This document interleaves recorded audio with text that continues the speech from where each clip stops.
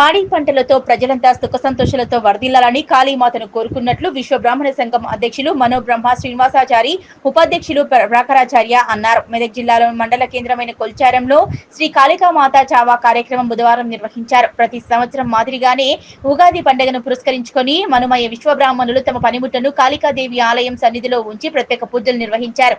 బుధవారం అమ్మవారిని గ్రామంలోని వీధుల గుండా ఊరేగించి స్థానిక కోతుల చెరువులో స్నానమాచరింపచేశారు.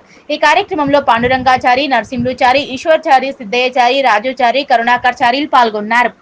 కొల్చారం గ్రామంలోని స్థానిక కాళికాదేవి ఆలయ ప్రాంగణంలో ఉగాది అమావాస్య రోజు విశ్వబ్రాహ్మణులు అనగా మను మయ్య విశ్వజ్ఞ దాయిల వారు వారి యొక్క పనిముట్లను గుడిలో పెట్టి పూజలు నిర్వహించడం జరుగుతుంది.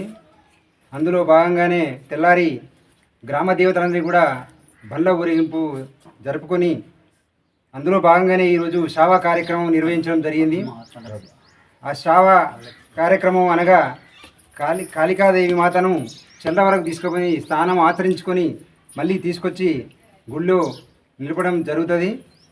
మరి ఈ సందర్భంగా మరి కాళికాదేవి మాతను కోరుకున్నది ఏమిటంటే గ్రామంలోని ప్రజానికాన్నంతా కూడా పాడి పంటలు సమృద్ధిగా పండి సుఖ సంతోషాలతో ఉంచి వారికి ఐశ్వర్యాలు ప్రసాదించాలని చెప్పి ఈ సందర్భంగా మరి కాళికామాతను కోరుకోవడం జరిగింది.